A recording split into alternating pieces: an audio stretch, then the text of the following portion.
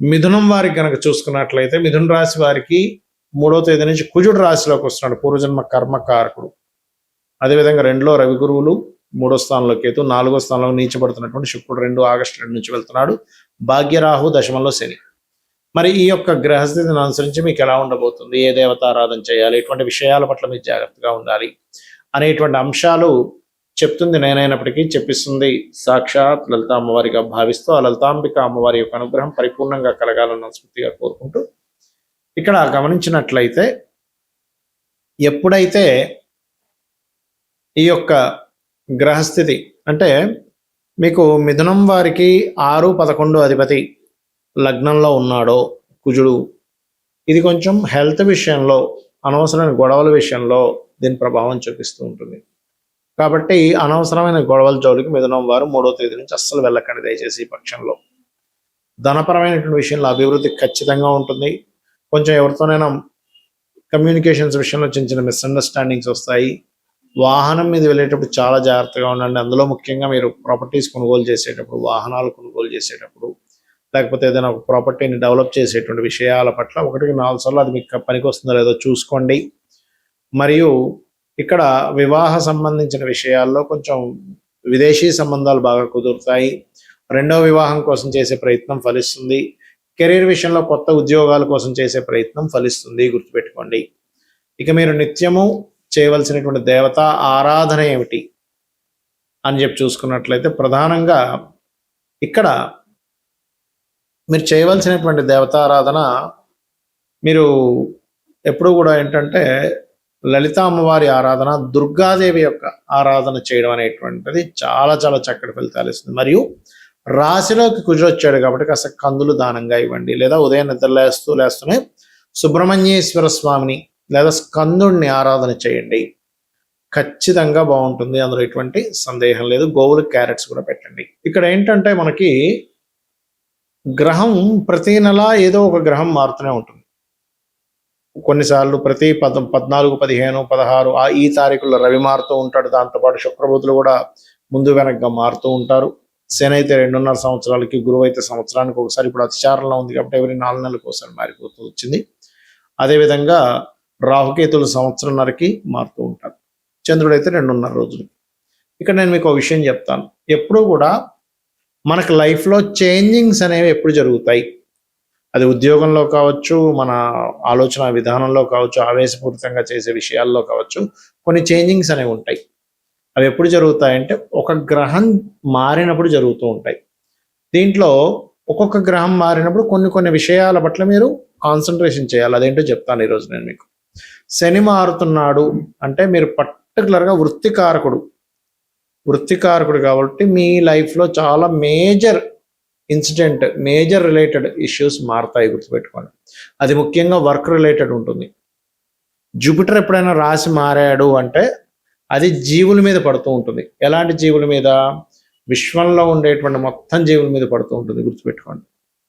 అదేవిధంగా ధర్మం మీద, జీవుల మీద. అందుకే చూడండి, గురువు అతిచారంలో ఇప్పుడు మనకి గోచారంలో కర్కాటక రాశిలో ఉండడం వల్ల, అది కాలసర్ప యోగంలో ఉండడం వల్ల జీవులు అనేక మంది మరణించడం. అంటే ఎట్లాగా కొన్ని అధర్మపరంగా ఎవడో ఏదో పైకి తీసుకెళ్ళి ఒక అమ్మాయి తోసేయడం అనుకోండి, లేకపోతే చంపేయాలనుకోండి, లేకపోతే యుద్ధం సీజ్ ఫైర్ అంటూనే ఒక మళ్ళీ యుద్ధం ప్రారంభించేసి మళ్ళీ చాలా మంది లక్షల ప్రజలు నష్టపోవడానికి, కోట్ల ప్రజలు ఇబ్బంది పడడానికి కారణాలు అవుతూ ఉంటాయి.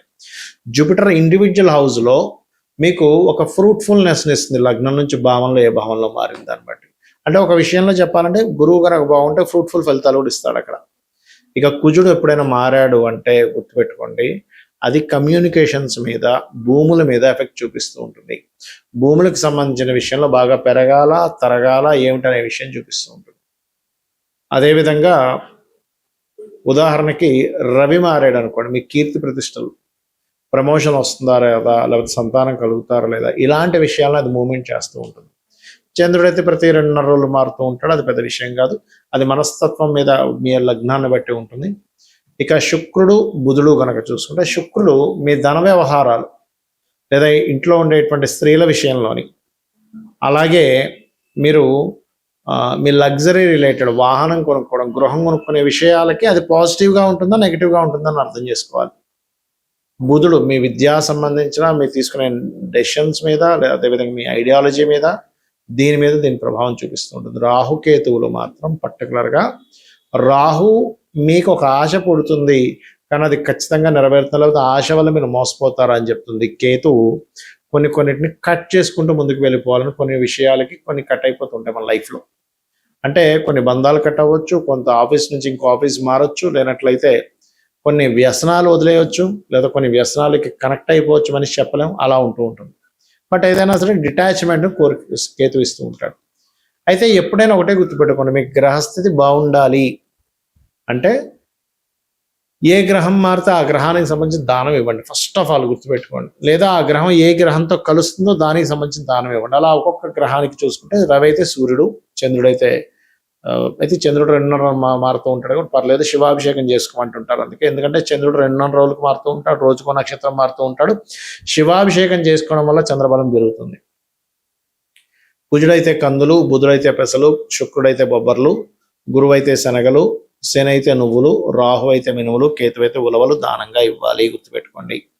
ఇవి గనక మీరు గ్రహం ఎప్పుడు మారుతుంది అనేటువంటిది మీరు గూగుల్లో సెర్చ్ చేసినా తెలుస్తుంది. సన్ ఈ సంవత్సరం ఈ రాశి నుంచి ఈ రాశి ఎప్పుడు మారుతుందంటే అది డేట్ ఇస్తుంది. చాట్ జీపీటీ కూడా ఇస్తుంది, లేదా మీరు పంచాంగంలో చూసుకున్నా కూడా కనబడతాయి.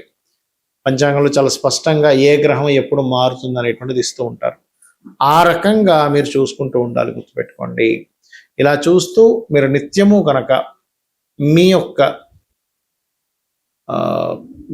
పూజా గదిలో నిత్య దీపారాధన ముఖ్యంగా అలవాటు చేసుకోండి.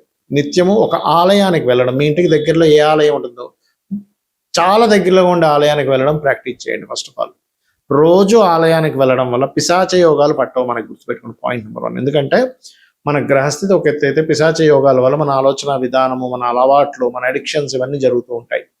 అది క్లియర్ అవుతుంది. గుర్తుపెట్టుకోండి. ఇలా చేయండి. ఖచ్చితంగా మీకు మీ యొక్క జీవితంలో ఏదైతే ఇబ్బంది పడుతున్నారో ఆ ఇబ్బంది నుంచి క్లియర్ అవుతుంది. అలాగే సంవత్సరానికి ఒకసారి అయినా 6 నెలలకు ఒకసారి అయినా క్షేత్ర దర్శనం చేసుకోండి. అయితే ఎప్పుడు కూడా మీరు దానం ఇచ్చేటప్పుడు గుర్తుపెట్టుకోండి, దానంతో పాటు వస్త్రం కూడా ఇవ్వాలి. అంటే గోధుమలు ఇచ్చేటప్పుడు ఆరెంజ్ కానీ రెడ్ కలర్ వస్త్రం కానీ, బియ్యం ఇచ్చేటప్పుడు వైట్ కలర్ వస్త్రం ఇవ్వాలి. కందులు ఇచ్చేటప్పుడు కూడా ముదురు రెడ్ కలర్ ఇచ్చినా పర్లేదు, కందులు దానం ఇచ్చేటప్పుడు. అదేవిధంగా పెసలు కనుక దానం ఇచ్చేటప్పుడు మీరు గ్రీన్ అంటే మన గ్రీన్ కలర్ వస్త్రం బ్లౌజ్ పీసెస్ ఇవ్వచ్చు, లేదా మీరు ప్యాంట్ చొక్కా షర్ట్ చొక్కా ఇస్తాను, మీ ఇష్టం అది. అలాగే గురువు అనుకోండి yellow colour or cream colour, Shani అనుకోండి బ్లూ ఆర్ బ్లాక్ కలర్స్. అదేవిధంగా రాహు అయితే సిమెంట్ కలరు, కేతు అయితే మల్టీ కలర్, ఈ కలర్స్ ఇస్తుండాలి. ముఖ్యంగా మీరు శుక్రుడు అయితే వైట్ కలర్, మళ్ళీ again pink are white colours కూడా ఇవ్వచ్చు. అయితే ఇక్కడ ఏంటి, చాలా మంది దానం ఇచ్చే విషయంలో కొంత సంశయాలు కొన్ని ఉన్నాయి. ఎలా అంటే, ఏమంటే మేము గుళ్ళో మూలన పెట్టేసి వెళ్ళిపోతే మాకు ఆ దానం పనిచేస్తుందా అని అడుగుతారు.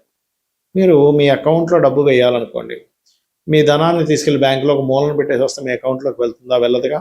మీరు అకౌంట్ నెంబర్ చెప్తారు, మీ పేరు చెప్తారు, ఎంత అమౌంట్ చేస్తున్నారు చెప్తారు, ఏ అకౌంట్లోకి వేయాలో చెప్తారు కదా. అలాగే దానం కూడా మీరు ఇచ్చేటప్పుడు ఏ పర్పస్ మీద ఇస్తున్నారు, ఏ అభివృద్ధి అవ్వడం కోసం ఇస్తున్నారు, మీ పేరు గోత్రం చెప్పి ఇవ్వాలి. అలా కాదండి, కొంతమంది ఏమంటారంటే ఏమైనా గోవు పెట్టచ్చా? గోవుకి పెట్టచ్చు, కానీ ఈ పదార్థాలు కాదు. గోధుమ రవ్వ పెట్టచ్చు, బియ్యం పిండి పెట్టచ్చు, లేకపోతే క్యారెట్స్ పెట్టచ్చు కందులు బదులుగా, పెసలు బదులుగా ఆకుకూరలు తినిపించవచ్చు, నువ్వులు బదులుగా బెల్లం పెట్టచ్చు, మినుములు బదులుగా ఉండలు పెట్టచ్చు, ఉలవలు బదులుగా గ్రాసం పెట్టచ్చు. ఇలాగా శుక్రుడికి బొబ్బర్లు బదులుగా మనం తీపి చపాతీలు పెట్టచ్చు. అంతేగాని ఈ పదార్థాలు డైరెక్ట్ పెట్టడం కంటే కూడా అలా పెట్టడం అనేటువంటిది మంచిది. అన్ని విధాలా మీకు బాగుంటుంది.